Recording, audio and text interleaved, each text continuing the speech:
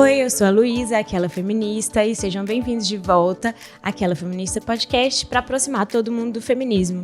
Já aproveita e ativa o sininho, dá estrelinha, comenta, compartilha. E se você quiser falar com a gente, é só me achar no Instagram, @luisathz, ou no e-mail aquelafeminista@gmail.com. E segue também a produtora desse podcast, @letsbecast, também no Instagram.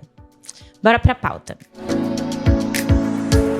Falar sobre maternidade dentro do feminismo é sempre necessário porque é um papel social que nos impõe toda uma trajetória de vida pré-determinada. Também nos dá características inatas, já que mãe é tudo igual. A naturalidade desse papel foi justificado por muito tempo como instinto materno, uma suposta predisposição intrinsecamente feminina para gestar, dar à luz e cuidar dos filhos.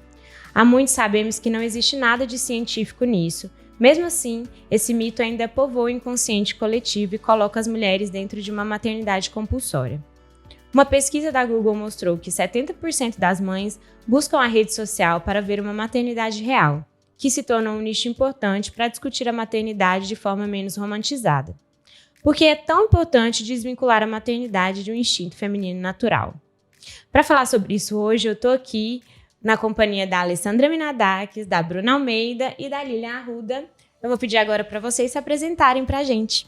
Eu sou Alessandra Minadakis, mãe de uma menina de 16 anos, militante de esquerda, militante feminista, de direitos humanos. Eu gosto muito de focar nesse feminismo da maternidade, porque é uma realidade que me pegou aí a partir de 2006 com a gravidez, né? Em 2007 com o nascimento da minha filha.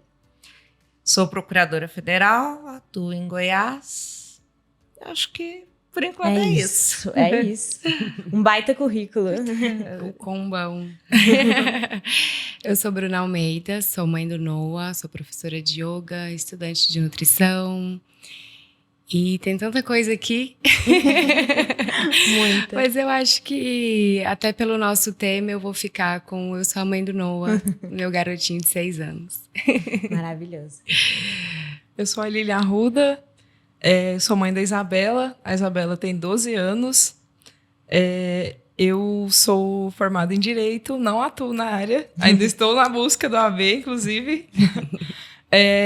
Também sou DJ, trabalho com evento à noite e modelo algumas vezes também.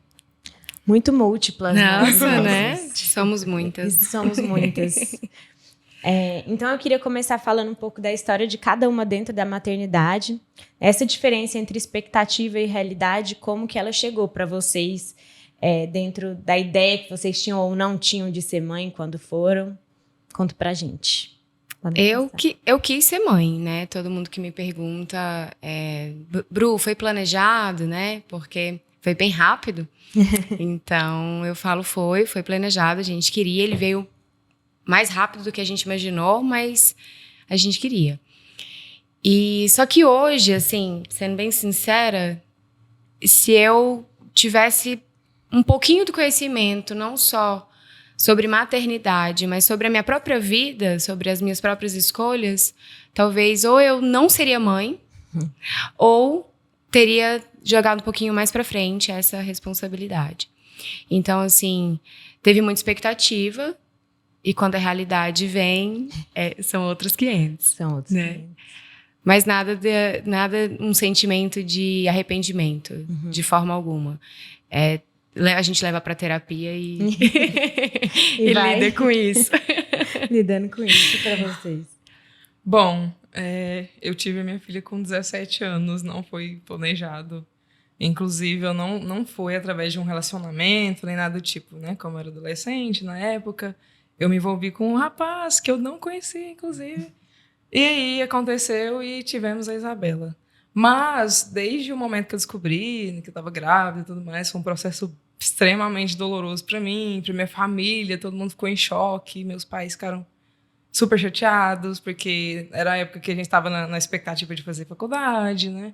Aí veio um bebê, mas desde o momento que eu descobri, eu sempre, de certa forma, abracei essa ideia e fui levando até ela vir, depois, né? fui entendendo como que era, né? Como que funcionava a maternidade. E ainda, né? Ainda estou nesse processo, porque a gente não nasce sabendo como que é ser mãe, né? A gente vai aprendendo até com os nossos filhos, inclusive. E para você? Para mim também foi bem planejado, no meu caso, porque eu sempre quis ser mãe e eu falava desde a adolescência, eu falava o seguinte, que eu não sabia se eu ia casar, se eu ia ter um companheiro, eu não sabia o que seria da minha vida, mas eu sabia que eu seria mãe. E que se não fosse num relacionamento tradicional, eu buscaria outras formas, eu seria mãe para uma produção independente, não importa o que fosse, mas eu também dizia que eu seria mãe depois dos 30 anos. E eu cumpri mais ou menos o que eu tinha planejado, eu consegui fazer que desse certo, né? Nós sabemos que não existe nenhum método contraceptivo 100% seguro, mas eu usei anticoncepcional durante muitos e muitos anos. Parei 3 meses depois, eu engravidei. Eu engravidei com 32 anos, que era mais ou menos a época que eu queria mesmo. E é interessante que eu nunca fui uma criança de brincar de boneca. Eu nunca fui a mãezinha, sabe? Aquela que gosta de trocar fralda de bebê. Eu era aquela moleca. Eu gostava do que eles chamam de brinquedos de menino, né? Que é horrível isso, mas é o que até hoje muita gente chama, né? Você chega numa loja de brinquedo, pede uma dica de um presente e pergunta, é para menino ou para menina, né? Eu nunca fui... Eu não gostava muito nem de ter bonecas, sabe? E as que eu tinha... No máximo, eu dava aula para elas, assim, ou então elas estavam inseridas no contexto de uma outra brincadeira. Mas eu quis ser mãe. Então, agora dizer o que expectativa e realidade... É lógico, a realidade é muito diferente da expectativa. Eu tive num contexto de um casamento, depois eu me divorciei, minha filha teve um pai presente durante os primeiros anos de vida, depois completamente ausente. Então, assim, é bem diferente do que a gente espera, né? Sim. Mas foi como você disse, nenhum arrependimento. Eu acho que é para quem espera, para quem quer, ou para quem não espera, ou para quem não quer, sempre vai ser de uma forma diferente. Porque mesmo quando você espera, você não espera exatamente o que vai ser. Até quando é exatamente no tempo que você queria, nunca é exatamente. Mas também por isso, porque as pessoas têm uma tendência essa de imaginar, porque talvez a menina que brinca de boneca, que já brincava de boneca, ela aí, tá vendo? É um instinto materno, sim, que não tem nada a ver, né? Porque brincando ou não de boneca, para você ser mãe, você precisa de várias outras coisas, né? Sim. E vocês tinham essa impressão, até você que teve mais nova, alguém falou isso para você mesmo depois que o susto passou, assim? Não, mas vai ser natural, porque você é mulher e você sabe naturalmente como cuidar de um ser humano? Muito. Muita gente? Muita gente. Até hoje, até no né? hospital, acabei de ter minha filha, a enfermeira, não, fica calma. Você vai ter um instinto materno, você vai conseguir lidar com isso. Aí eu ficava, meu Deus. Mãezinha, né? Mãezinha. Vocês nasceram pra isso, mãezinha nasceu pra isso. Eu fico, tá. E quando que você percebeu que não? A primeira noite, quando ela chorou horrores, eu não sabia o que fazer. Não foi nada instintivo. Porque assim, nada. Eu já tinha uma ideia de como funcionava, né? Porque eu já vi bebês e tudo mais, na família. Só que quando é a sua responsabilidade, envolve um mix de muitos sentimentos, né? Porque vem o medo de não fazer o certo. Eu falo assim, de todos os cuidados com o bebê, desde assadura, remédios para quando tem muita cólica. A gente não nasce preparada, né? Como que eu tinha falado, para ser mãe. Mas para mim foi muito desafiador, porque eu não tive o apoio assim, dos meus pais nesse quesito assim, dos cuidados. Colocar para dormir, banho, eu fiz tudo sozinha. E foi difícil, mas com o tempo eu fui me acostumando com essa ideia, fui me adaptando da minha forma, cuidava da minha forma também. Muitas pessoas falavam, faz assim, não, você tem que fazer assim, pelo fato de eu ser jovem, né? Mas eu sempre fiz do meu jeito e deu certo, né? Funcionou, está dando certo, né? Pelo menos eu acredito. Que a minha filha tá aí grandona, bem... Isso. Sobreviveu, né? O Sim. que já é o número 1, porque eu acho Sim. que é muito difícil, eu vejo que é muito difícil, né? Não tenho filhos, mas eu cuido de crianças, né? Como profissão, então eu vejo mães e sobreviver é o número 1, e já é muito difícil. Já é muito... Tem muita coisa que pode acontecer para dar errado. Eu vejo muitas coisas dando errado e você fica assim... Eu fico em pânico de ver e falar assim, gente, como que as pessoas falam que é uma coisa natural? Você tem que aprender, é um aprendizado muito difícil, não é um aprendizado simples de ser. E vamos também falar no fato, assim, você tá cuidando de um ser humano novo, piquitito ali, né?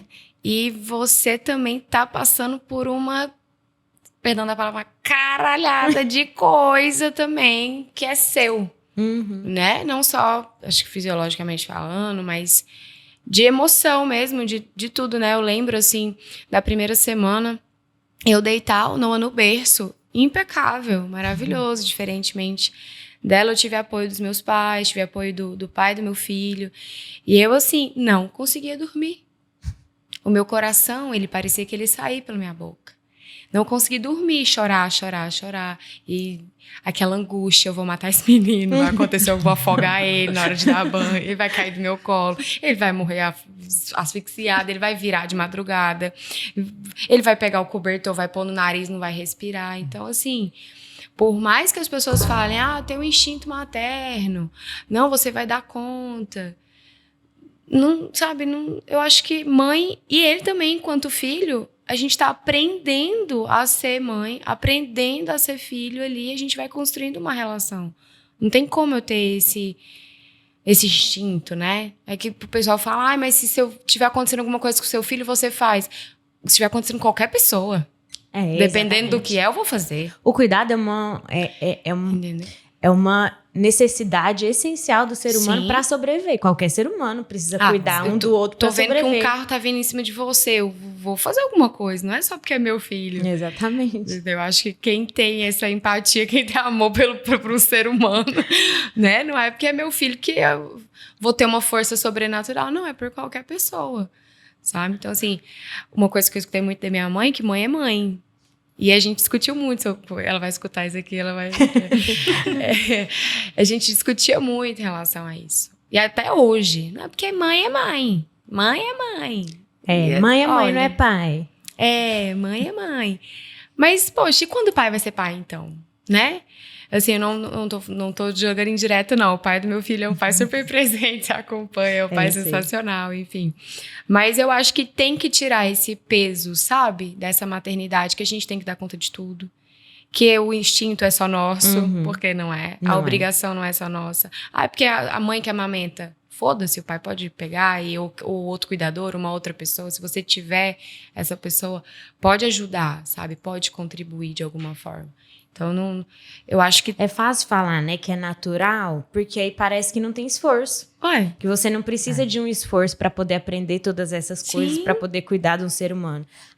Mas é porque para mim, que eu sou pai, é tão difícil. Para você já é instintivo, então você já sabe, eu não preciso nem aprender. Mas então por que para nós, mulheres, já que é instintivo, a gente também procura mais aprender? Ler, site, ver filme, ver documentário, por quê? Eles não podem fazer a mesma coisa? Exatamente. Porque os 9 meses que você tá ali esperando, quando você tá gestando o filho, é um tempo que você pode utilizar. Ou se você já sabe que você quer ser mãe, você já vai atrás, você aprende. E eu também não vejo esse movimento, pelo menos não tanto com... Eu vejo alguns, eu nunca vi. Mas eu não vejo tanto. Eu também. Assiste mesmo. Que gracinha. Meu cunhado tá aqui, gente, e ele faz esse movimento. Legal. Mas é a já minoria. tem um exemplo já pra tem dar. um exemplo. Mas é a minoria. É uma minoria, assim, é realmente minoria e... Você pode, né? É fácil. Tá aí disponível tanto de podcast que tem sobre maternidade. E paternidade, inclusive. E paternidade, sobre filhos, né? Sim. Sobre. Então, você pode ir atrás para poder, não só para você fazer, mas para você entender o que a mãe do seu filho tá passando. Tudo isso é aprender. Nada disso é natural e instintivo. Osmose, né? Não cai do céu. Você teve algum momento que você falou assim, nossa, eu acho que eu vou ter que me esforçar mais do que eu imaginava? Nossa, total, porque apesar de já questionar desde antes a maternidade compulsória, pela razão, assim, pela lógica, vamos dizer assim, no fundo eu achava que, por exemplo, se o bebê está chorando, você coloca ele perto do seu corpo, ele vai sentir seu calor, ele vai quietar. E não quieta. Na teoria é tão bonito. Na teoria é tão bonitinho. A gente acha que a amamentação vai ser aquela coisa tranquila. Ai de mim, se não fosse o banco de leite materno-infantil. Porque eu não teria conseguido amamentar se não fosse o banco de leite. Eu tentei muito antes e contratei consultora de amamentação e tudo, e o negócio não fluía. Aí comprava aquelas bombas, alugava, depois comprei aquelas elétricas e falava... Aí quanto mais eu tirava com a bomba, parece que pior ficava, porque sugava menos, aí diminuía o leite, eu ficava louca, porque eu queria muito amamentar. E eu consegui, amamentei mais de 2 anos, mas foi difícil. Foi muito difícil. E no dia que eu fui no banco de leite, minha filha tinha acabado de fazer 2 meses. Para mim foi assim um divisor de águas na minha vida, como, sabe, uma mãe que amamenta a sua filha, porque eu estava prestes a desistir. E então, assim, a gente acha... Eu lembro que minha filha chorava, dormia muito pouco, ela só queria dormir no meu colo. Aí eu sentava, colocava aquelas almofadas de amamentação, colocava ela perto de mim, deitada, encostada, mas vai colocar na cama ou no berço, parecia que tinha espinho. Aí chorava, vai para dormir, vamos levar para dar uma voltinha de carro. Tudo bem, mas na hora você tira do carro, chora, sabe? Então, era essa a experiência. E na minha cabeça, eu pensava assim, não, eu estou tão bem formada, a gente acha, né? Nossa, passei tanto tempo, eu li tanto, eu me formei, se eu estiver tranquila, ela vai ser tranquila. Porque o bebê agitado é porque a mãe está ansiosa. A gente já começa a se culpar, né? Nossa, aí piora. Já começa a se culpar. Muito, igual... Como que você coloca isso? O bebê agitado é porque... Exatamente. Não, igual comigo com o parto. A gente acha isso mesmo. Aí depois, quando a gente vê que não adianta que não tá no nosso processo, controle. que cada criança de um jeito, cada bebê de uma forma, aí a gente, assim... vai ter que se adaptar com aquela realidade, né? Que é muito diferente do que a gente imaginou antes. Com certeza. É igual comigo no parto, assim. Poxa, eu, né, pratiquei yoga gestação inteira, fiz fisioterapia, fiz isso, fazer caminhada. Todo mundo falava, o parto vai ser fichinha pra você ir lá. Horas de trabalho de parto, 1 centímetro de dilatação, em horas, e nada. Minha mãe ficando doida, já com a pressão alta. E meu pai também. E, enfim, aquela tensão, sabe? E não conseguir. E falar assim, meu Deus, mas... O que eu fiz de errado? Que eu fiz de errado, mas não servi nem pra parir. Que era pra ser natural. Né? Que era... fisiológico. Sabe? Exato, que era pra ser uma coisa assim. Ele escolheu a via de parto dele, tá tudo certo. Eu acredito muito também nisso. E veio do jeito que não veio. Sim, então veio, né? Em compensação, amamentei 4 anos. Assim, por ele, até hoje ele mamaria. Por ele até hoje. Até hoje, porque Foi ele um para do meu sofrimento. lado assim, ó. Se ele tivesse aqui, ele estaria assim, com a mãozinha dentro do meu peito. A minha também ficou Até na mão no meu hoje. peito por muito tempo. Muito tempo. Até hoje, só vai dormir comigo, mão no peito, tá angustiado, quero ter teto. Ele beija, eu amo esse teteto até hoje. Então, E isso falando só de neném, né? Que a gente. Porque é o primeiro choque que você fala assim, nossa, realmente não. Eu vou ter que aprender alguma coisa aqui, eu vou ter Sim. que ter um esforço aqui, não é natural, não é tudo, vai cair do céu, tem que ter um certo esforço. E eles crescem, né? Crescem muito, Sim. muito. são outras demandas. E só porque agora eles conseguem sobreviver sem a gente ficar enlouquecida, eu também super acho que eu vou ser uma pessoa enlouquecida com ele no berço, assim. Porque eu quero ser mãe e eu penso assim, gente, como você vai saber ali se tá sobrevivendo? E eu acho que por ser cirurgiã pediátrica, né? E por saber das coisas que acontecem com crianças, não só ser médica, mas coisas com criança, eu vou assim, ficar, meu Deus, pode qualquer coisa estar acontecendo a qualquer momento, Meu todo tempo pavor era preocupado. engasgo. Era meu maior Sim. medo. Nossa, sufocar engasgar o é medo. Eu pânico. tinha pesadelo com a minha filha engasgando. Eu tinha pesadelo. Eu também tinha muito medo. E aí ele meu processo de sobrevive. amamentação foi bem parecido com o seu, inclusive. Eu no primeiro dia, quando ela nasceu, que eu tive ela parte normal, né? Eu não sabia. Falei, meu, e agora? Como que funciona?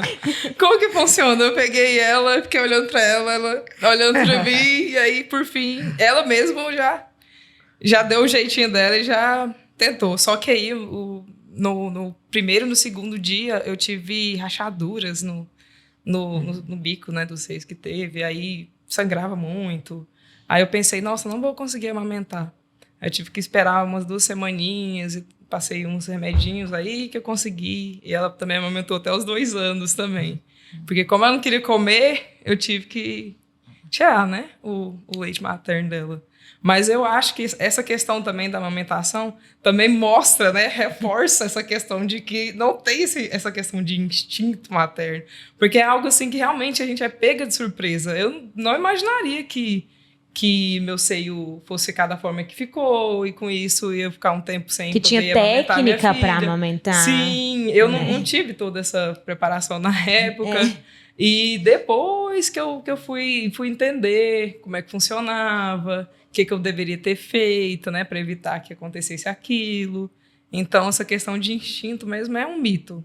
Falo assim, só Totalmente. reforçando mesmo essa Sim, questão. total. E é isso. E hoje em dia, eu imagino que vocês, já foi há mais tempo atrás, tenham tido muito mais dificuldade do que a gente tem hoje, né? Porque hoje já caiu isso e algumas pessoas conseguem, tem um nível de informação muito maior disponível.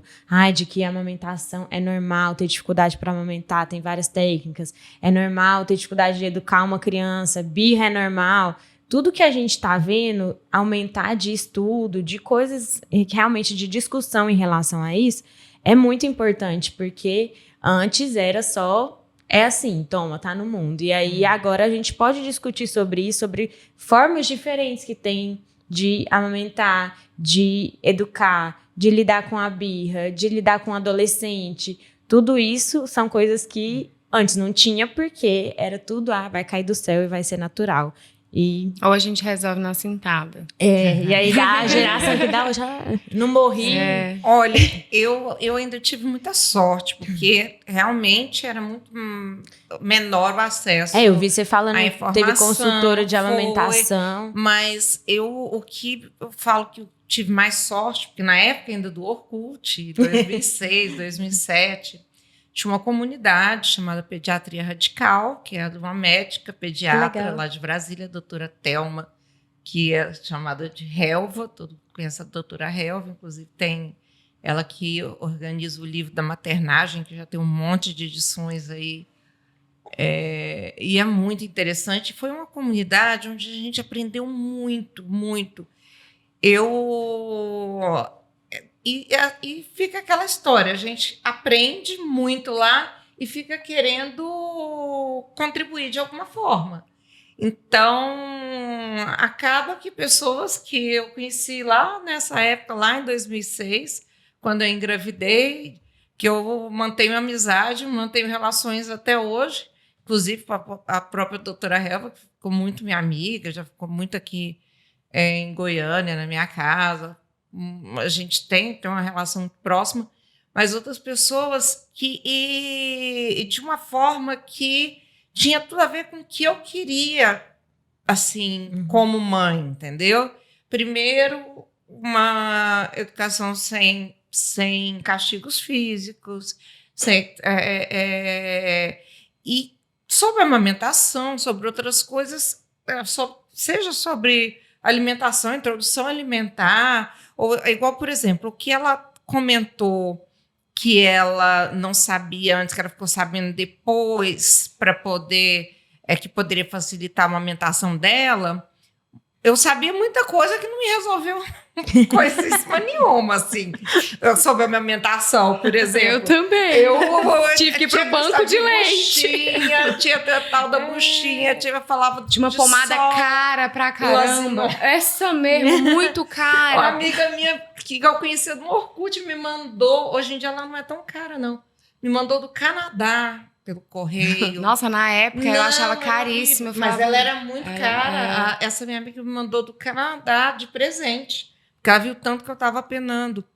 Então, aí, de repente, o peito enche de leite e some o bico. Aí eu achava que minha filha estava mamando, eu estava vendo, ela estava mamando do lado.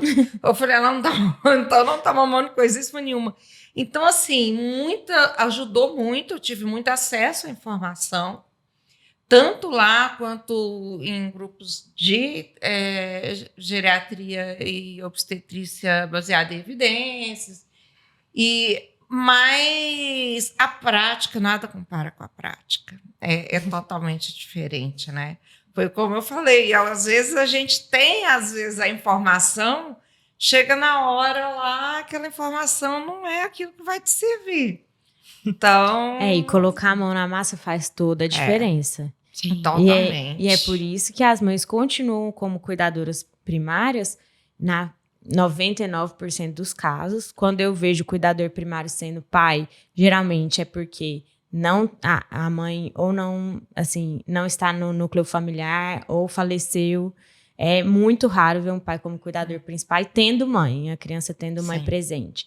Então, é por isso, porque se você não colocar a mão na massa, não tá lá todo dia fazer tudo, e é muito interessante socialmente o patriarcado colocar a mulher como cuidadora principal, porque dá um trabalho gigantesco.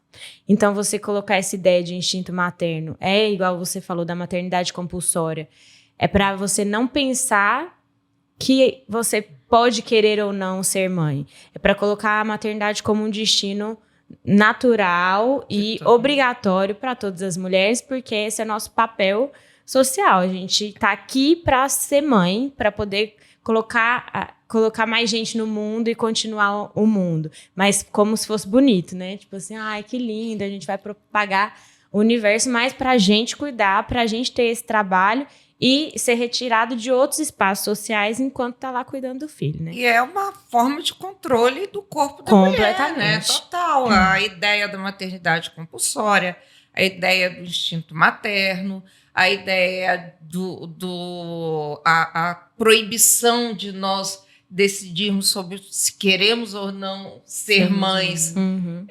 No caso, mais especificamente, com relação à própria questão da legalização do aborto. Sim. Então, tem uma série de questões que a gente vive com elas, mas que são formas que o patriarcado utiliza para nos controlar, para controlar os nossos corpos. Tanto o patriarcado, né, e o próprio capitalismo, porque nós produzimos força de trabalho, né? Sim. Então, é muito interessante falar que toda mulher quer ser mãe. Se a mulher não quer, ela sempre vai ouvir de alguém se ela não foi mãe porque ela não pôde, se ela tem algum problema de fertilidade. Ou que ela vai se arrepender. Oi? Ou que ela vai se arrepender, você vai se arrepender, você vai se sentir incompleta. Isso, pessoas falando. Já ouvi mesmo. Eu já ouvi muita gente falando, de pessoas, de amigas minhas que resolveram não ser mães E muita gente fala, assim, pelas costas, né? Fala na frente também, mas fala pelas costas. Ah, fulano, uma hora vai se arrepender. E tem uma coisa que eu acho horrível. Você, quando ficar mais velho, não vai ter ninguém para cuidar dele. Gente, a gente tem filho para poder cuidar da gente. É uma expectativa. Filho de cuidador muito, de idosos, né? Aquela... Eu acho isso de uma crueldade enorme. De um egoísmo né? enorme. E a realidade, as pesquisas mostram que muitas mulheres não querem ser mães. Eu acho que em alguns países isso planta uns 70%. No Brasil, se não me engano, eu vi recentemente uma pesquisa que fala que 37% das mulheres. É lógico que é muito mais. Só que grande parte, seja por questões religiosas ou exatamente por ter crescido dentro dessa por nunca ter parado né? para pensar. Porque eu acho que é essa vantagem. E acha que a pessoa é má. Uhum. A pessoa não quer ser mãe, ela não gosta de criança, ou ela é ruim, ou ela é egoísta. Então, atribui uma série de características, né? Enquanto não. A maternidade tem que ser uma escolha, gente. Se a pessoa quer, ótimo. Vai passar por muitos problemas, vai sentir o choque da expectativa com a realidade, mas ela quis passar por aquilo. Agora, se ela não quiser, ela não é pior do que outra mulher, ela não é egoísta, ela não vai necessariamente, não vai se arrepender e ela nem está com nenhum problema de saúde se ela não quer ser mãe. Ela pode se realizar de outras formas também, porque eu vejo muito as pessoas falando assim... não quero ser mãe. Nossa, você nunca vai se sentir completa, né? Não vai se sentir realizada. Gente, eu sou muito realizada enquanto mulher. Independente se o não existisse ou não, né? Ele existe. Nessa questão, ok, porque eu já sou mãe. Mas, tipo assim, eu consigo me ver sendo mulher e não ter um filho e também me sentir realizada. Tanto que, às vezes, ele fala assim, não vai trabalhar, não. E minha mãe fala, não, eu vou trabalhar, filha. Por quê? Porque eu gosto de trabalhar. Aí, mas você não quer cuidar de mim? Não, eu cuido de você. Mas a mamãe também gosta de trabalhar, a mamãe também precisa trabalhar. E assim, até pra ele, enquanto homem, ver que eu sou uma mãe, uma mulher, mas que eu tenho uma vida independente da maternidade. Eu acho que isso é muito importante. Igual você tinha falado assim, mesmo quando a gente quer, às vezes a gente nem pensou, é muito difícil de separar se a gente quer mesmo porque a gente quer, ou se a gente quer porque é isso, é o que a gente foi ensinado desde sempre. Eu acho até que é impossível separar isso completamente, assim, não tem jeito de você saber qual é a influência disso no seu desejo, assim, para quem quer. Mas você conseguir parar e pensar sobre isso, igual você falou, eu queria ser mãe, mas talvez hoje, vendo tudo, talvez se eu fosse viver de novo, ou eu não seria, ou eu deixaria mais para frente. Porque eu conseguiria pensar de outras formas. Sim. Eu conseguiria ter a experiência de uma forma mais real, pesando também, Sim. não só a expectativa, né? E você não teve nem esse tempo, né? Você acha que isso ia ter mudado o jeito que você é de ser mãe, se você tivesse tempo para poder decidir se você queria ou não? Com certeza. Eu sempre penso muito nisso. E também falo muito sobre isso com a minha filha, né? Porque minha filha já entrou na adolescência, né? Então, a gente sempre conversa muito sobre essas questões. Sobre ser mãe, sobre a maternidade, sobre o peso, né, da responsabilidade de formar, né? Porque, querendo ou não, a gente faz parte da formação de um ser humano. Você vai formar uma pessoa que vai viver em sociedade e essa pessoa ela tem que ter discernimento, entendimento de como lidar com situações, escola, nossa, período escolar mesmo. Tantas situações que eu tenho que tentar fazer com que a minha filha se fortaleça, né, para lidar com as outras pessoas.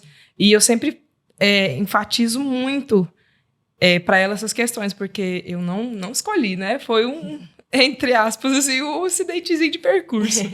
Mas se eu tivesse a minha filha agora, nessa fase da minha vida, que agora eu tô com 29 anos, com a mentalidade que eu tenho, né? Com tudo que eu vivenciei, com tudo que eu passei durante esses meus anos de vida, eu acho que agora seria um momento melhor, né? Para ter tido ela. Talvez eu estaria mais preparada. Falo assim, até economicamente falando também, né? Porque quando a gente é mãe, né? Adolescente, de certa forma eu tive uma assistência da minha família, né? Eu falo assim, questão de roupas, fraldas, mas foi tudo muito desesperador para mim, de uma forma geral. Aí agora, mais atualmente, eu acredito que seria bem melhor para mim ter ela, né? Mas já aconteceu e já passei por tudo que tinha que passar também, aprendi também, continuo aprendendo, porque a maternidade também, né? Por mais que ela assusta em alguns aspectos, ela também engrandece muita gente. Eu aprendo muito com a minha filha. Ela sempre traz novas informações para mim da escola ou de algum filme que ela viu e eu não vi ainda. Eu acho isso o máximo também. Isso é muito Mas de legal. alguma forma, assim, a gente está pensando com a cabeça de hoje, baseado em tudo que a gente viveu, sendo mães e, né, toda a nossa história.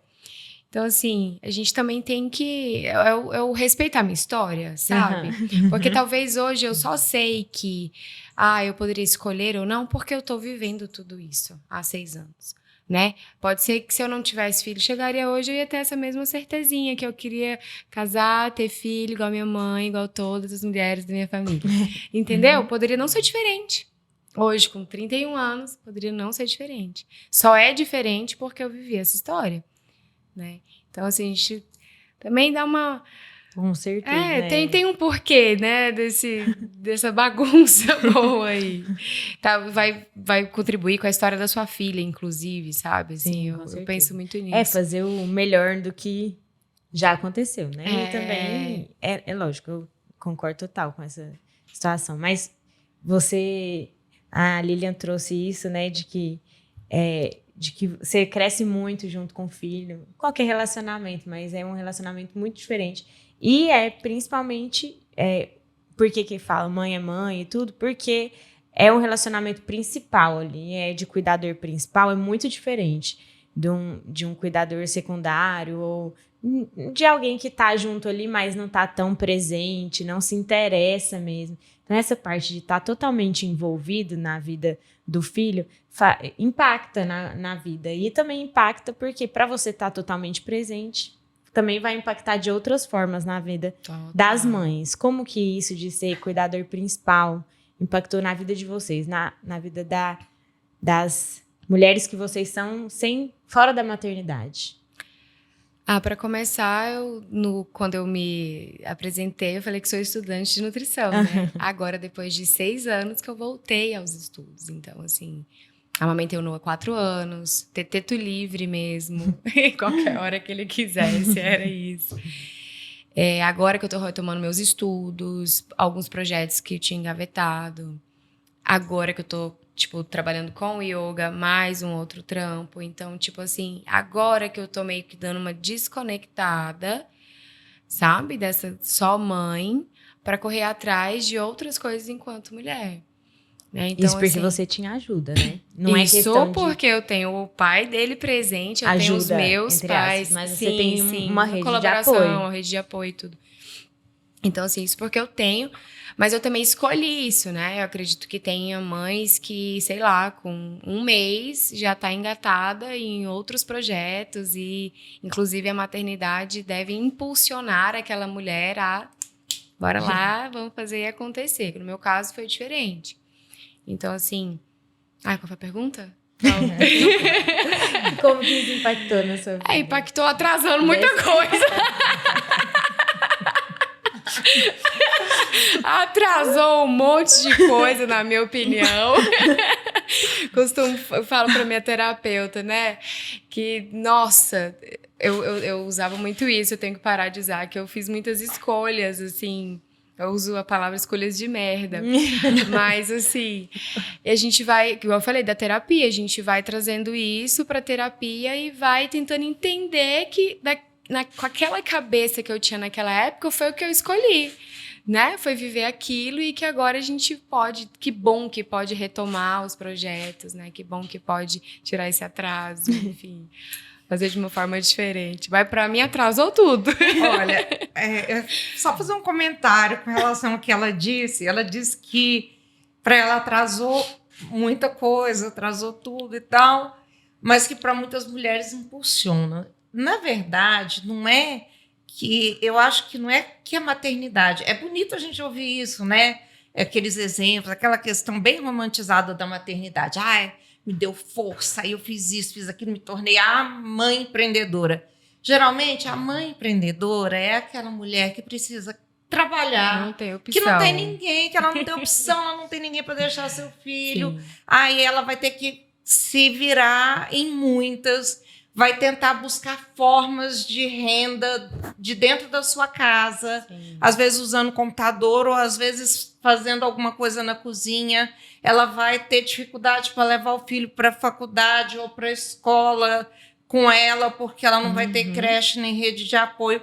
Então, é aquela história, não é exatamente que ela foi impulsionada pela maternidade. A necessidade. Foi a necessidade de sobrevivência, né? E eu Então, falo isso também, mas não esquecendo, mas eu falo isso e sendo mãe, né? Tu falando, atrasou e tudo mais, mas o Noah fez 3 meses, eu voltei a dar aula de yoga. E dava 9 aulas por dia, depois que eu e o pai deles nos separamos, 9 aulas de yoga por dia. É brabo, gente. Justamente por isso, porque nos separamos e eu tinha que fazer acontecer por ele. Entendeu? Eu falo isso assim, de projetos como faculdade, como outras coisas que eu escolhi, tive esse privilégio de escolher parar, de atrasar, mas eu super entendo que tem mulher que essa força motriz é a necessidade, né? É a necessidade de sobrevivência. Eu lembro que quando minha filha... Eu sempre gostei muito de estudar. Aí eu fazia um monte de curso, e trabalhava e fazia sempre um monte de coisas ao mesmo tempo. E eu tenho um primo que é da mesma área, ele não mora aqui em Goiânia. Aí um dia ele veio em Goiânia, minha filha devia ter uns 6, 7 meses. Ele virou para mim e falou assim: Alessandra, você só fala em bebê, em criança. Isso aí, vai no início, né? Você não tem outro assunto, parece que você desistiu da carreira acadêmica, você desistiu do seu trabalho, você desistiu do... Eu falei, não, eu voltei a trabalhar na época de licença maternidade no serviço público também era de 4 meses, né? Eu voltei a trabalhar com 4 meses, porque cancelaram, eu tirei um mês de férias e ainda cancelaram, porque dava julho, aí diminuiu o número de procuradores lá na procuradoria e cancelaram as férias de quem? Da mulher que estava com um bebezinho de 4 meses em casa, amamentando, exclusivo, para poder voltar a trabalhar. Aí colocou e falou tanta coisa na minha cabeça, como se fosse assim, nossa, tipo assim, você me decepcionou, não esperava isso de você. Aí eu lembro que quando ela fez 8 meses, teve um congresso em Brasília de Direito Constitucional. Eu fui, levei ela. Na época eu era casada, eu fui casada até ela ter 9 anos, então foi um período grande da infância dela, né? E ela ficava com o pai, eu ficava no congresso e, assim, eu sempre gostei de levar quando era possível. E também fiz outras coisas que eu não levava. Eu fiz um curso na Itália de uns 20 dias ou um pouco mais, vamos dizer assim, ou quase um mês. E ela ficou, ela ainda era... assim, deixa eu ver quando foi, tinha 7 anos. Mas antes disso, eu viajava às vezes para dar aula. Depois que ela desmamou, eu viajava a trabalho. Então, assim, eu tinha uma vida que é lógico que muda totalmente, não é? Não, nunca que dá para ser igual. Ela sempre foi... Eu sempre pensava, tinha que pensar em todos os... Deixar tudo calculadinho, até hoje é assim. Até hoje é assim mesmo, quando tinha o pai em casa. Mas eu tinha que esquematizar tudo. Era aquela história, ele punha a mão na massa, mas eu que organizava. A carga mental continuava com você. Eu que organizava, eu que marcava pediatra, eu que sabia data de vacina, eu que deixava tudo organizado e achava que as coisas tinham que ser assim. E até hoje, ela com 16 anos, a gente tem eu tenho uma vida que me leva muitas vezes a viajar a trabalho, a passar um tempo fora de casa, a gente tem uma relação muito boa. Ela gosta, inclusive, às vezes, de ficar sozinha. Aí eu arrumo uma pessoa para poder ficar nos horários que ela não pode ficar sozinha. Então, assim, mas tudo tem que ser pensado que tem uma pessoa que depende de mim. E hoje é exclusivamente de mim. Porque eu praticamente não tenho rede de apoio nenhuma. Então, minha mãe já não está em condições. Minha mãe, que foi uma pessoa que ela só não foi mais minha rede de apoio porque eu achava que eu tinha que fazer tudo sozinha. Para ver como que a gente coloca nesse lugar. Né? Eu dei o primeiro banho com cesárea, que eu também tive aquela expectativa do parto normal toda, tive pré-eclâmpsia, ela nasceu antes da hora, e com tudo aquilo, o primeiro banho tinha que ser eu. Eu arrumei uma babá para ficar com ela porque eu tinha que trabalhar. A menina deu o primeiro banho nela, ela tinha 10 meses, porque eu achava que, assim, o cuidado principal eu que tinha que fazer, entendeu? Então, eu tinha isso na minha cabeça. Mas uma coisa que ela falou que eu acho que é muito interessante. Eu nunca me coloquei como eu me realizo só com a maternidade, eu sou só mãe. Eu sou mãe, eu sou profissional, eu sou ativista, eu sou militante, eu sou mulher, eu sou uma pessoa que tem uma vida que vai muito além da maternidade e além da minha filha. Ela, assim, é o grande amor da minha vida. Mas ela sabe disso e eu acho muito bom que ela tenha crescido assim, porque... E quando nós conversamos, ela falou: mãe, eu tenho tanto orgulho de você. E eu acho isso muito bom de ouvir, porque eu nunca me coloquei, eu sou a sofredora que me sacrifiquei, deixei de ter outras coisas porque você é a culpada disso. Não. Todos os sacrifícios não são culpa dela. Os sacrifícios que a gente faz como mãe são escolhas e são imposições dessa sociedade machista e patriarcal que a gente vive. Isso é muito importante, porque foi sendo passado de geração para geração até você, porque foi por isso que você fez essa escolha, porque foi sendo passado. Exatamente. É um ciclo que você falou assim, não, vamos quebrar, porque é isso. Falar sobre maternidade dessa forma é quebrar o ciclo e falar assim, não, isso aqui...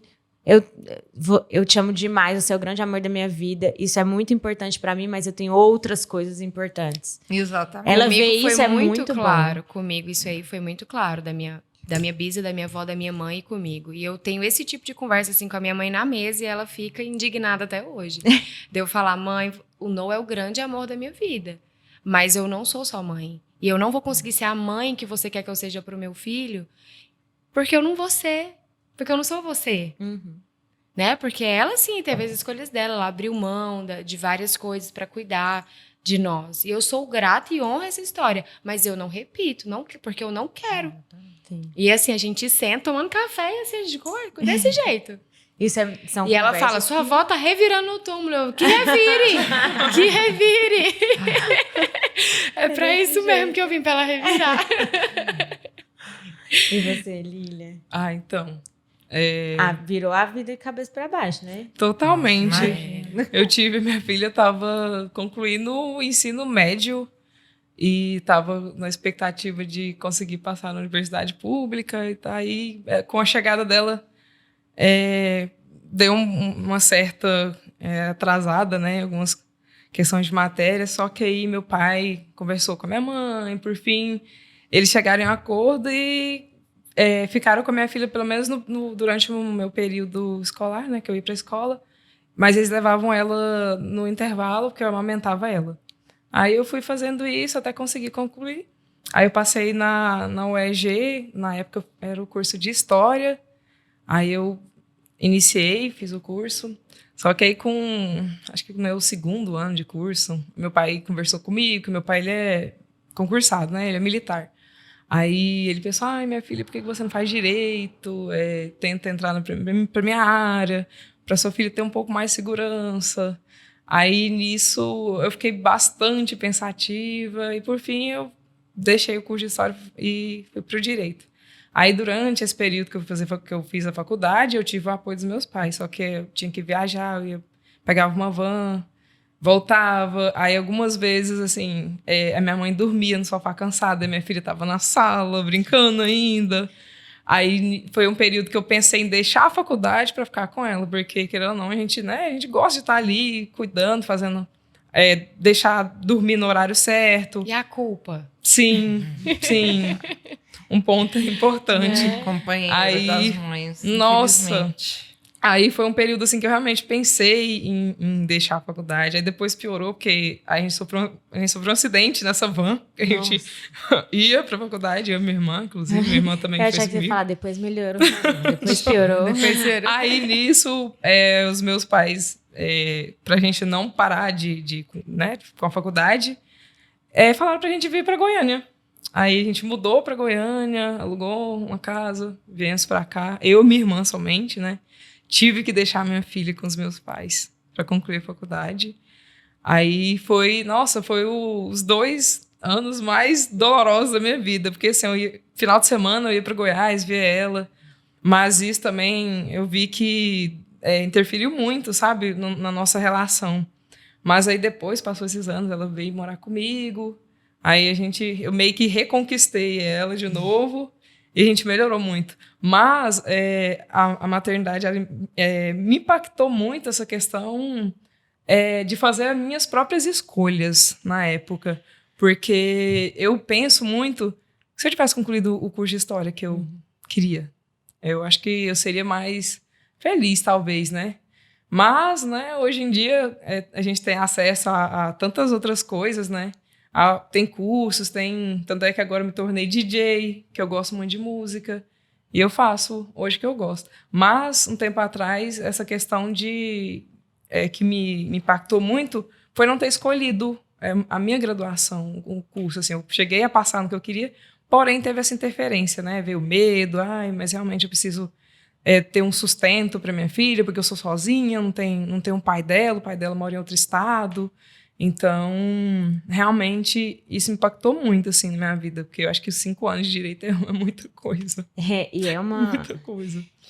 E são escolhas que, muitas vezes, os pais não têm que fazer mesmo, né? É uma diferença muito grande, assim, que os pais fazem as coisas, assim, apesar dos filhos, e dá um jeito, e todo mundo se vira, mas...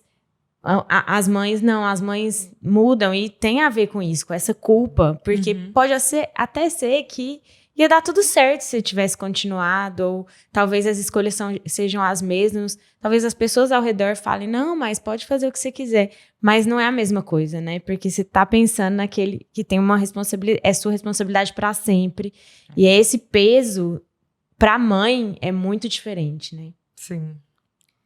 E a gente acha que, por exemplo, como feministas e que também estuda e, além de praticar o feminismo, a gente acha a gente se libertou de uma série de coisas aí, de vez em quando a gente se vê que como a gente é escravo dessa sociedade, sabe? Vou dar um exemplo. Comentando antes de começar a gravação aqui, eu falando sobre minha falta de rotina, né? Não é só pela aquela questão de ter uns horários doidos de trabalho, trabalhar muito e ter a minha vida como militante, fazer mais um monte de coisas. E com isso eu estava reparando que eu não estava dando uma estabilidade para minha filha que eu gostaria que ela tivesse. Por exemplo, eu não tenho casa própria. Eu trabalho desde os 16 anos de idade. Mas a minha vida sempre foi voltada a fazer as coisas e outras. Eu não liguei muito para essas questões. E também acho que não tive a responsabilidade que eu deveria ter tido de pensar que vai chegar um dia, pode acontecer alguma coisa comigo e minha filha. Ela vai contar com quem? Sabe? Então, de um tempo para cá, eu comecei a pensar, falei, meu Deus, se eu morrer, minha filha vai receber a pensão só até os 21 anos. Eu comecei a pensar, sabe? Falei assim, não, eu não tenho casa própria. Eu preciso pensar no que mundo é esse que eu vou... que ela vai deixar para ela, né? E também essa questão de instabilidade, de às vezes ter que mudar, você mora de aluguel, aí o dono da casa pede a casa, aí você tem que mudar, e eu tenho aquele monte de cachorro e de gato. Aí eu pensei, falei assim, gente, será que isso não está atrapalhando, não atrapalha de alguma forma? Aí eu tive uma conversa com ela, acho que semana passada, porque isso estava me atormentando muito. Eu falei, olha, eu estou me sentindo tão culpada que eu acho que eu queria te dar mais estabilidade. Ela falou assim, mãe, eu gosto da nossa vida assim. Eu gosto dessa vida meio fora. Ela brinca assim, eu gosto da minha mãe maluquinha, eu gosto dessa nossa ausência de rotina, mas eu sei que a rotina ela é importante para o nosso corpo, inclusive. Então, eu quero saber medir isso, entendeu? Então, é algo que eu quero pensar, mas sem essa culpa que eu continuo carregando. Eu já me livrei de algumas, né? De algumas culpas a gente vai livrando com o passar do tempo, mas ainda persiste. Então, eu quero lidar com uma forma de melhorar a minha vida, melhorar a vida dela, mas sem essa culpa. Até porque a gente não volta atrás, né? Então, é muito difícil. É muito difícil a gente se livrar dessa culpa em uma sociedade que tem a grande máxima, nasce uma mãe, nasce uma culpa. Odeio essa frase. É podre, né? Então, assim, ela sempre vai existir essa frase. E eu acho que mais uma vez, a terapia, sabe? Porque a gente sente culpa até, sabe, coisas que às vezes passam na nossa cabeça que a gente fica assim, gente, por que eu tô me sentindo culpada em relação a isso? Sabe, às vezes tô lá no rolê, tô me divertindo, o Noah tá super bem com os meus pais ou com o pai dele, e eu fico pensando assim, nossa, eu não tô com meu filho. Sabe, umas coisas assim, nossa, esse tempo que eu tô aqui me divertindo, eu poderia estar com ele. Mas, tipo assim, faz parte também de eu voltar como uma mãe realizada e feliz e de bem com a vida pra cuidar dele, e sabe? Não só isso, pra você ir pro rolê e ok. Exatamente. Aí tá vendo? Você já tá pensando assim. Eu já tô pensando. É bom porque uma mãe feliz faz um filho feliz. Não, é bom porque eu quero. É bom porque você tá feliz. É simplesmente porque eu quero, né? Ter aquele momento. E aí a gente vai entrando num negócio que... E quando você tá lá no rolê, tá de rolê, e aí alguém chega e fala, cadê o Noah? Nossa. Não, como eu carreguei muito a minha filha comigo em muitos lugares, eu saio sozinha, eu gosto, eu brinco. Até no meu Instagram tem gente que brinca, não sei se ainda tá, que eu brinco, que eu falo rolezeira, mas não sei se rolezeira foi outra coisa que eu pus, acho que é cervejeira que eu coloquei. Foi a cervejeira. A cervejeira. Tá, a cervejeira tá. Aí, mas assim, eu sempre levei ela em muitos lugares, então quase todo mundo que me conhece ela. Por um tempo, às vezes, eu gostava de levar, tem dia que a gente quer ir sozinho. Tem dia que eu quero ir sozinho. Tem dia que eu não...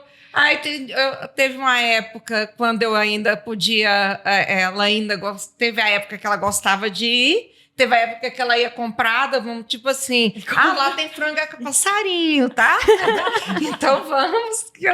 Aí ela, tem franga passarinho, então eu vou. Aí hoje em dia não tem conversa. Ela vai comigo em algumas coisas, tipo assim, eu chego para ela, vamos para a parada LGBT, ela já é a primeira, tudo assim. Eu sou ela quase que ela que me leva, né? Porque eu, como uma mulher hétero, mãe de uma menina LGBT+, eu sempre fui nas paradas desde muito cedo. Aí ela ama, ela gosta de muitos espaços, ela gosta de... Vamos para Brasília, Festival pela Vida das Mulheres, ficar acampada lá pela legalização do aborto. Vambora? Bora, vamos, e vai, fica na barraca, e o povo conhece, e todo mundo conhece, e sabe, sabe quem é, pergunta por ela e tal.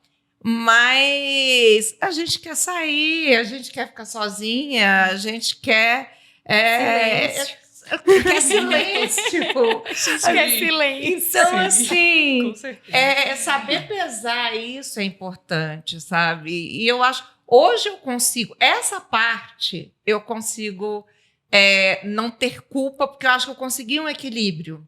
Porque filho precisa da gente, lógico. Sábado, eu passei o dia, sábado ou domingo, acho que foi sábado. Não sei se foi sábado ou domingo, o dia inteiro assistindo série. Maratonamos uma série toda. Ela adora que eu assista as séries com ela. Série, ouve música. Ela fala assim, mãe, meu carro está na oficina. Ah, não, pega seu carro de uma vez, porque eu adoro colocar você para ouvir minhas músicas. Então, assim, a gente tem os nossos momentos, eu faço questão de ter. Mas eu consigo viajar, eu consigo sair, eu consigo virar à noite fora de casa, eu consigo fazer um monte de coisa que ela não está incluída sem sentir culpa. Sabe? Vou chegar lá. É porque ele ainda é muito pequeno. Ele é muito pequeno. Ele é muito pequeno. Vai chegar uma hora que ele vai também, querer ela que tem, você ela, vá. a minha mãe ainda tem um poder, assim, sabe? De falar, mas ele é muito pequeno. A minha mãe fala isso. Mas ele ainda não sabe se defender. Mas isso aí mas eu vou falando. Não sou essa mãe que você quer que eu seja. E vou tentando driblar isso aí. A apoio, ela tem esse lado também, né? Tem. Como eu acabei meio isolando um pouquinho, para mim, assim, eu sempre fui muito avessa aos palpites, até exagerada. Daquele tipo assim, se a pessoa não quer palpite, não quer ajuda, não quisesse, quer nada. se a pessoa quisesse se meter, eu até dava uma patadinha e a coisa resolvia. Então, assim, e por esse lado, eu fiquei muito mais sobrecarregada. Sim. Porque a gente fica muito mais sobrecarregada. Eu tenho realmente uma dificuldade de pedir ajuda para as pessoas, eu acho que eu tenho que me virar. Mas, em compensação, muito menos gente se mete na vida da gente. Não tem essa com cobrança dentro de casa. Porque essa história, quem ajuda, cobra. Sim. É muito difícil a pessoa que, assim, que seja uma rede de apoio que ajude tudo, mas que não se ache no direito de cobrar, de falar, não. Sim, com certeza. Sim, com certeza. Você não está fazendo do jeito que deveria, só do jeito que deveria, e que tem que assim, escolher a gente. Exatamente. Assim, até a minha relação com a minha mãe, ela vem de uma relação, assim, de amadurecimento demais. Eu vejo o tanto que eu cresço vendo ela como mãe e o tanto que ela também cresce me vendo como mãe, sabe? Então, assim, até começou a fazer terapia e ela leva, assim, essas questões e fala que, ela não faria nada da forma como eu faço. Aí já falou também que já faria coisas que eu faço. Então, assim, eu vejo que a gente cresce nesse encontro, porque é na relação que a gente cresce mesmo, se desenvolve. Mas quando ela solta as coisas dela, assim, eu entendo. Porque ela foi criada assim, ela é assim, e ela foi uma mãe, e foi uma mãe excepcional assim, só que não serve pra mim, né? E aí eu ainda fico com essa culpinha, assim, porque querendo ou não, né? É um ser grandioso, uma pessoa que eu querendo ou não admiro, então eu fico assim, nossa, será que eu poderia... Não poderia, vou fazer o que eu quero agora. Então... isso, entendeu? Tem formas múltiplas de cuidar mesmo. Sim. Então, eu queria voltar nessa parte do cuidado para a gente falar um pouquinho mais sobre como o que a gente já falou um pouquinho no começo, sobre o cuidado ser realmente uma característica humana básica. Todo mundo precisa ser cuidado e precisa cuidar dos seus para conseguir sobreviver. Isso é básico do ser humano. Mas existe essa colocação do cuidado como uma característica, sim, imprescindivelmente feminina. Mas o sagrado feminino traz isso, né? É o arquétipo da mãe. O arquétipo, exatamente. É tudo que tem cuidado porque a mãe... da parte feminina, Ai, você já da viu mãe. tanto que esse homem é maternal, porque ele... eu já ouvi O seu isso, lado eu queria feminino, morrer. porque tem o seu lado feminino. Não é um lado feminino, é um lado ser humano. E como que separar isso, então, dentro de casa, assim? Como que vocês acham que poderia impactar para a gente poder crescer como sociedade, desvinculando essa noção de cuidado do feminino? Eu acho que fazendo o que ela tem dificuldade. Delegando, pedindo ajuda, jogando pra frente, se vira, assim, né, quadrado, sabe?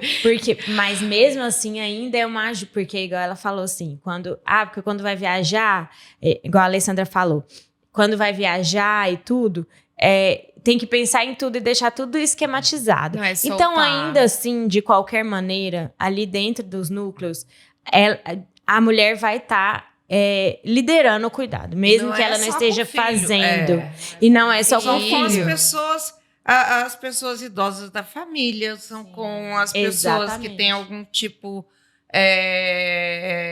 de deficiência, as pessoas assim... geralmente são as mulheres que cuidam. Uma reuniãozinha de família. Eu dou um exemplo. A Natal inteira. Eu dou um exemplo. Minha mãe, que também... eu lembrei muito quando você falou da sua mãe. Também é uma mulher maravilhosa, uma pessoa... Só que ela teve uma criação... ela também muito religiosa, né, numa igreja presbiteriana. E ela é uma mulher que eu acho já, assim... diante da vida que ela teve e da forma como ela foi criada, ela é uma rebelde nata, sabe aquela coisa?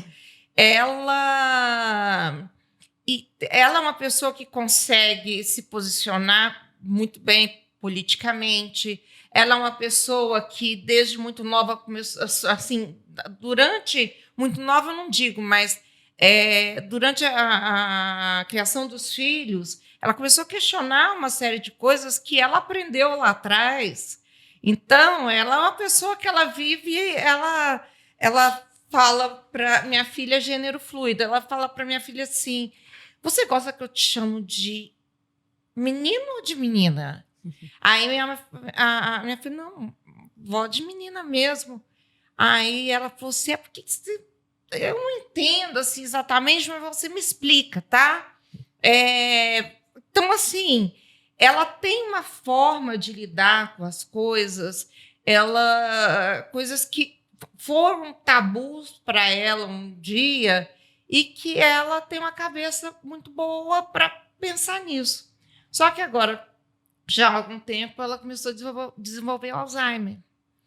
E ainda está... ainda bem, tudo, e nós tomamos uma decisão, meu pai faleceu em janeiro do ano passado, e eu tirei aquela coisa de tomar as decisões, de cuidar das coisas. Fui lá, tirei, aluguei uma casa térrea para ela, porque ficaria perigoso para ela, com as escadas, contratei cuidadoras e tudo para poder ficar com ela. Mas isso está inviável financeiramente e de outras formas, porque eu reparei que tem que ter alguém mais próximo. Enquanto ela tiver um nível de consciência, e eu espero que ela tenha por muito tempo ainda, bom, e que a gente vai buscar todas as formas para que isso se mantenha Sim. por muito tempo, eu quero ela próxima da família. Eu acho que é a melhor forma. E quem vai ficar, quem vai mudar para uma casa, e foi difícil essa decisão, eu e minha filha vamos mudar para a casa que era dela e do meu pai, que agora é nossa. Ela vai ter uma pessoa para cuidar. Conversei, eu tenho uma relação melhor com meu irmão, falando com meu irmão, com minha cunhada, eu falei, olha, eu não sou mártir, não gosto de fazer papel de mártir, não gosto do papel de coitada, eu eu quero cuidar da minha mãe, estar perto, porque eu já cuido mesmo, só que está muito mais difícil morando no mesmo bairro, mas em casas separadas, mas tendo que cuidar de um monte de coisa, dar conta de... E você tem um irmão. Eu tenho um irmão e uma irmã. Aí, mas essa questão do cuidado sempre ficou comigo. Uhum. Aí, mas igual foi o que eu disse. Eu me sinto assim, eu acho que eu sou a pessoa que vai ser melhor para cuidar dela. Mas jamais eu quero ser o papel da pessoa, eu estou me sacrificando pela minha mãe. Eu não quero esse lugar para mim. Como eu não queria, nunca quis como mãe, a que sacrificou a vida, até porque eu tenho uma pessoa na minha família que cuidou dos pais na velhice e tudo, e falava o tempo todo, passava o tempo, eu me sacrifiquei. E geralmente a pessoa muitas vezes se sacrifica, mas é aquela história, eu quero fazer o possível. É lógico que minha vida vai ter mudanças, mas eu vou continuar tendo a minha vida social, a minha vida independente. Foi fruto de uma conversa de mais de um ano com a minha filha para a gente tomar essa decisão. Nós tomamos essa decisão juntas e eu acredito que vai ser possível dessa forma. Mas é aquela coisa, tem condições para que a coisa funcione. Mas se fosse, por exemplo, uma família que tivesse, em outro contexto, 5 homens e uma mulher, a mulher que cuidaria. Com certeza. Sabe? Agora, isso é o natural. Entre aspas, o que colocaram na cabeça da gente que deveria ser o natural. E ela falou assim, perfeito, como fazer? Fazer o que eu disse que não dou conta, eu vou ter que aprender de alguma forma. Eu já fiquei em hospital com a minha filha 3 dias, sem travesseiro, sem roupa para trocar, sem nada, sozinha com a minha filha lá, para não pedir para as pessoas para poder ir na minha casa fazer para poder não incomodar. Não, isso acontece muito. Essa questão de hospital, por exemplo, pra gente, assim, eu vejo muito mãe que fica meses em hospital com o filho e, lógico, tem essa parte de toda a culpa, a responsabilidade, é por isso que as mães ficam mais lá, porque é cuidadora principal, mas a gente também pode fazer esse movimento, né, e é uma das coisas que as mulheres podem fazer, porque a gente quer trazer essa discussão, abrir um pouco mão, porque a gente aprende a ser controladora porque tá tudo sob o nosso cuidado. Então, esse controle a gente tem que trabalhar. Aí é terapia pra gente tentar de baixo para cima desconstruir isso, né? Deixar, abrir mão assim e falar, não, então eu não vou fazer isso aqui, outra pessoa vai fazer e eu não preciso nem saber o que está sendo feito. O que é também difícil, porque, pelo jeito que a gente foi ensinado, né?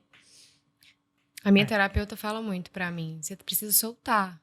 Você quer tudo aqui, quer fazer tudo. E fala isso que deixa o mundão nas costas aqui, cada vez mais pesado, sobrecarregada. E é muito mais comum isso em mulher. E fala assim, porque mulher é muito controladora. Não, é porque tudo foi colocado sob os nossos cuidados. Sim. A gente foi ensinada ali, socializada para estar cuidando de tudo, para conseguir ficar ali, limitada àquele espaço, àquelas pessoas, ao núcleo familiar. E chega um ponto que a gente vira mãe até dos maridos, namorados. Nossa, a gente reproduz, né? Muito. Reproduz. Nossa, Meu pai, inclusive, atualmente. É isso, dentro de casa, essas relações, elas são muito afetadas por esse cuidado, né? Sim. E eu até vi, teve um Reels aí que viralizou, não sei o quê, que fazia uma piadinha assim, que eu tenho um filho de não sei quantos anos e não sei o quê. Aí mostrava o marido. Eu falei, nossa, vocês acham engraçado, gente? Isso é patético. Patético. O cara faz um trem desse, acha bonito isso? Você ser filho da sua esposa? Gente, é uma coisa... É muito trocado, mas é isso. Essas relações de cuidado dentro de casa. Tem mulher que faz o prato do marido, que entrega tudo. Sim. Uma coisa assim. Eu falo assim, apesar, eu acho que esse lado rebelde da minha mãe me ajudou muito nisso. Por isso. Minha mãe, eu sou a mais velha, minha irmã do meio, meu irmão mais novo. Minha mãe sempre falou assim, olha, não existe nada que o homem possa fazer que você não possa, que você não dê conta. Então, eu cresci com isso na cabeça, sabe? Durante um período na infância, era mais ou menos aquela história que criava até aquela coisinha de guerra do sexo. Aí hoje a gente vê que isso também é uma estratégia, né? Então, mas a gente não precisa guerrear, a gente precisa entender e quebrar ciclos, né? É isso. É gostoso você ouvir isso da sua mãe, né? Mas recentemente, inclusive, demorei uns belos anos para ouvir isso do meu próprio pai, assim. E foi uma emoção muito grande, a gente trocando uma ideia, e eu, nossa, pai, será que eu vou conseguir e tudo mais? Ele, Bruna, você é completamente capaz de conquistar o que qualquer homem pode conquistar também. Claro que a gente sabe que talvez seja um pouquinho mais difícil, mas, né, por conta da sociedade mesmo, mas que somos capazes, né? E que bom que a gente, hoje, acho que os nossos pais mais esclarecidos, assim, traz essa força pra gente, porque é um papel também, eu acho que da família, sabe? Trazer essa força pra nós. Com certeza. Não é todo mundo que tem. Agora a gente já tá chegando nos finalmente, já. Queria que cada uma falasse um pouquinho só, assim, uma organização geral, assim, para poder finalizar mesmo, falando como que a gente consegue educar uma sociedade dessa desvinculação da maternidade com o divino, o que a gente ainda mais erra, o que a gente pode ajudar. Eu acho que essa conversa aqui é uma das coisas que a gente pode fazer para ajudar e para desvincular isso. E palavras finais sobre nosso tema. Pode falar, Lilian. Então, gente, eu acredito que, né, o principal, né, é realmente quebrar essa ideia que é imposto, né, para as mulheres no geral. Até esses tempos atrás também, eu presenciei uma amiga minha que está grávida, ouvi também da família que, não, relaxa, você vai ter instinto para isso, vai conseguir fazer. E eu já como já tenho a minha experiência, a minha carga, já tive uma conversa com ela completamente diferente. Falei, você vai ver suas experiências, você vai aprender com o seu bebê, tem coisas que você vai ter dificuldade, outras não. Então, eu acho importante também a gente fazer isso no nosso dia a dia, com as nossas amigas ou com as nossas conhecidas, ou se a gente estiver presente em alguma determinada situação que você vê que alguém está fazendo algum tipo de crítica também, uma crítica que impõe à mulher, você tem que fazer isso porque você nasceu para fazer isso. Não é assim, não é assim que funciona. Eu acredito que os diálogos também com as pessoas próximas que a gente vivencia é importante, principalmente para as novas mães que estão surgindo agora. Eu acho que um ponto importante é isso, o diálogo, porque foi algo que faltou muito para mim na minha época. Eu não tive conversas, não tive esse apoio, troca, digamos assim, essa troca com outras mulheres ou com a minha própria mãe, que minha mãe ficou muito chateada comigo na época, entendo também, de certa forma. Mas eu acho que o diálogo entre nós, isso aqui que estamos fazendo, né, já é extremamente importante. Acho que é isso. Eu não sei nem muito o que falar, mas ela falando, eu lembrei que quando o Noah fez 6 meses, eu resolvi fazer um círculo, né, de mulheres. E o quanto isso é importante, assim, nem vou entrar em questão a religiosidade, ou a sagrado feminino, masculino, ou a feminismo, ou enfim, mas o estar em grupo e o estar entre mulheres, né? A gente poder se ouvir, a gente poder se acolher, a gente poder trocar informações. Eu acho que isso é muito saudável e isso é muito empoderador. Porque o que a sociedade quer é nos deixar distantes, as fofoqueiras, Nos né? isolar. Quer isolar a gente. Então a gente tem mesmo é que unir e trocar ideias sobre. Eu fui, das minhas amigas mais próximas, eu fui a primeira a ser mãe.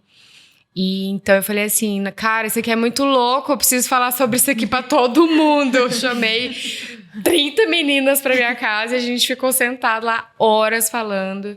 E coisas que eu nem imaginava que cada uma passava e eu também tava passando. Então, assim, essa troca, ela é muito especial. Além disso, eu quero deixar a indicação de um livro que chama... Vou chegar nessa parte. Você vai chegar? Então não vou falar, não. Pode falar. Interessante que eu tinha pensado um pouco isso. Eu acho que é fortalecer outras mulheres. Eu falei aqui algumas vezes sobre essas estratégias do patriarcado. E a rivalidade entre mulheres é uma das mais cruéis, né? Sim. Aquela história, as mulheres elas competem, as mulheres são rivais, aí é a sogra com a nora, é a atual com a ex, são as amigas e sempre vai haver algum tipo de rivalidade. Mas isso não é nosso, isso não é natural, não. Do mesmo jeito que não é o instinto. Isso é uma estratégia para nos dividir. E quando a gente se conscientiza disso, que nós temos que estar juntas para poder nos fortalecer, isso enfraquece essa estratégia, enfraquece todo tipo de dominação sobre nós, sobre a nossa vida, sobre o nosso futuro, sobre os nossos corpos. Então, é isso que eu acho que é fundamental.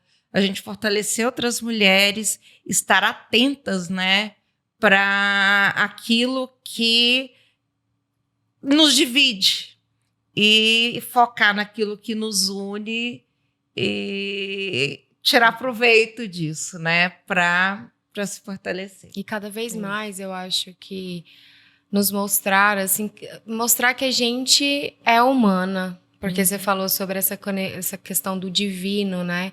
Não, eu sou mãe, mas eu sou humana. Eu sou falha, eu sou profana, eu sou sagrada, eu sou tudo. Eu quero sair, eu quero me realizar profissionalmente, eu quero me realizar como mãe, mas enfim. Cada vez mais a gente... se colocar mesmo, eu sou essa pessoa aqui, independente se eu sou mãe ou não.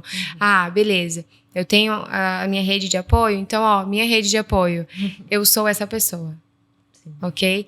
E, meus amigos, eu sou essa pessoa, eu espero que vocês consigam também, enquanto mãe, ser essa pessoa também. Porque eu acho, eu não posso falar que não, né? Mas eu acho que tá caminhando, vai melhorando, passinhos, né? De formiga.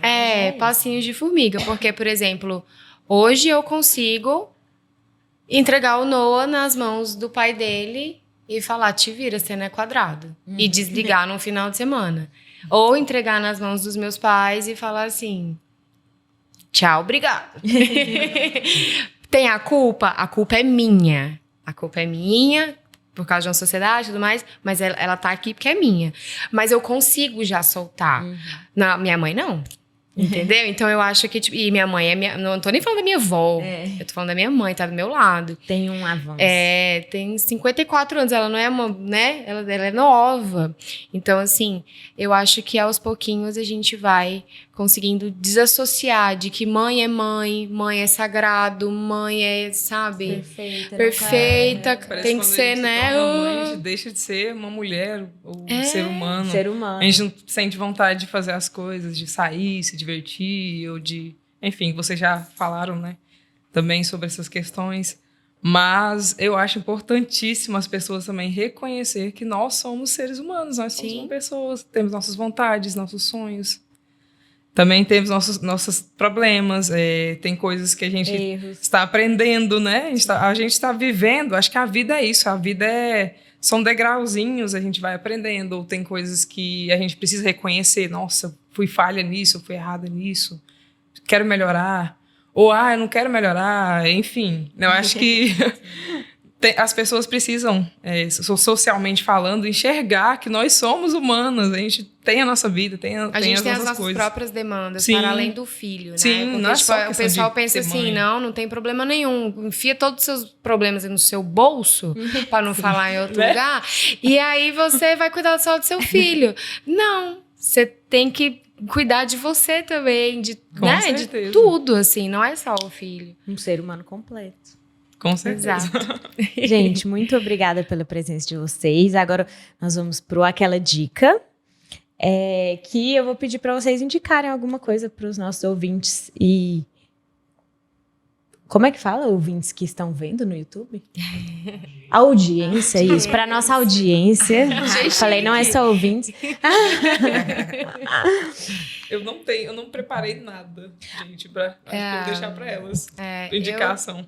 Eu queria indicar um livro que ele é ruim, mas é bom. Chama Maternidade, um Encontro com a Própria Sombra, da Laura Gutman. É um livro profundo. Eu falo que ele é ruim, mas ele é bom porque ele tem um pouquinho, assim, de uma pegada jovem mística. Mas se você souber filtrar, aí é bom. Né? Mas tem que saber filtrar. Se você é muito jovem místico, não leia. E uma série que você e a Carol postaram muito, que é Supermães. Cara, aquilo ali tá sendo terapêutico, real. É meu momento. Bom, né? Supermães, assistem. É muito bom, assistam. Muito, muito, muito bom mesmo. Tem sido especial assistir. É na Netflix. Isso, na Netflix. Apenas perfeito. Não tem... É comédia, é maravilhoso. É comédia, é drama. É uma coisa muito de mulher, né? Fala assim, nossa, é desse jeito. E elas são muito boas. É muito bom mesmo. Olha, eu também não preparei. Eu também gosto dos livros da Laura. Tem alguns livros que me acompanharam na minha... trajetória, né, de início. Para mim, eu gosto muito de um escritor, de um pediatra espanhol, do Carlos Gonzalez. Mas, como indicação, eu vou falar do livro da maternagem, que é esse livro que surgiu de uma comunidade do Orkut, dessa médica pediatra de Brasília, a doutora Thelma de Oliveira, que é conhecida como doutora Helva, que é um livro de artigos de colaboradoras, tem vários artigos dela, e que trata de vários assuntos. E, por exemplo, eu escrevi sobre a questão das palmadas na educação e a questão jurídica da lei que se tornou Lei Menino Bernardo. Na primeira edição, ainda era um projeto de lei, para vocês terem ideia, que era algo que sempre pegou muito para mim, essa militância, vamos dizer assim, contra castigos na educação das crianças. E então é isso, o livro da maternagem, de vez em quando, quem quiser, acredito que acha fácil, acho que as últimas edições ainda, se procurar no Google, dá para poder localizar. Achar. Tranquilo. Eu vou indicar uma peça, na verdade, que chama Mulheres que Nascem com os Filhos, da Caroline Figueiredo e da Samara Filippo. É só entrar no Instagram de qualquer uma delas, sempre tem onde elas estão fazendo a peça, elas têm uma parte online da peça que dá para você assistir uma versão online. Então, entra lá, eu vou deixar o @, delas na descrição, porque é assim, maravilhosa. Eu assisti online na pandemia, mas eu ainda vou assistir. A Carol é uma querida, a Bruna conheceu ela também, participou de as duas são maravilhosas. Mas a Carol, a gente conhece pessoalmente, a Carol é uma amiga querida. E desde que ela fez essa peça, nossa, é uma coisa maravilhosa de se ver. Então eu indico para todo mundo, é muito emocionante. Inclusive não só a peça, mas o perfil delas também no Instagram aborda a maternidade, né? A maternidade que a gente chama de maternidade real. Então é bem legal. Muito legal. Os comentários daquelas fotos mais ousadas da Samara, que ela passou a publicar de um pouco tempo para cá, aí ver como a gente ainda vive num mundo extremamente machista. Como, né? Nossa, é impressionante, impressionante. Lembrou de alguma coisa? Quer indicar? Mas com Tá certeza eu tudo vou certo. seguir essa página que você indicou. Segue as dicas. Então é isso, gente. Muito obrigada pela presença de vocês, pela disponibilidade, agradece. colaboração. Foi ótimo. Amei ter esse papo com vocês. Foi muito bom mesmo. O próximo episódio é daqui a 2 semanas. Assistam os episódios, compartilha, comenta, joinha, sininho, estrela. E é isso aí. Tchau, gente. Até mais.